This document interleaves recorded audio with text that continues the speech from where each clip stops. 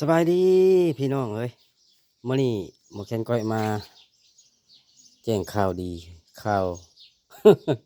บ่ดีนำพี่น้องเอ้ยเนาะหมอแคนก้อยแต่งน้ำมันพี่น้องเนาะเพื่อจำหน่ายขายพี่น้องเอ้ยเนาะแล้วก็หมอแคนก้อยเมื่อเช้านี่หมอแคนก้อยแต่งตัวนี้เนาะพี่น้องเอ้ยตัวนี้สิมาแทนตัวนี้ตัวใหญ่นี่สิมาแทน ปกตินี่20,000พี่น้องเอ้ยหมูแคนก้อยขายเนาะ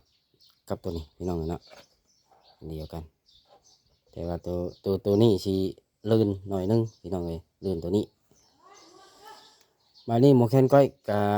ว่าสิเอาตัวนี้มาแทนตัวนี้พี่น้องเอ้ยเนาะอ่าจากขาย25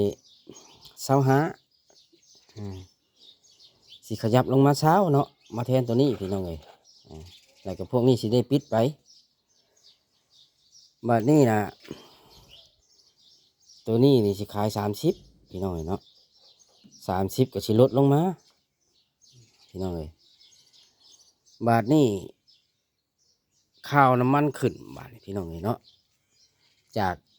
32ขึ้นฮอด34พี่น้องเอ้ยเนาะโอ้ยหมอแคนก้อยก็ว่าสิลดเอ่อว่าจะเอาตัวนี้มาแทนเป็น20พี่น้องเอ้ยเนาะมันบ่ได้แล้วบาทนี้พี่น้องเอ้ยน้ำมันขึ้นข้าวบดีปันใดก็คือน้ำมันกระส่วนพี่น้องเอ้ยเนาะปรับลงบาทนี่พี่น้องเอ้ยปรับลง4หรือว่า5 บาทนี่พี่น้องเนาะ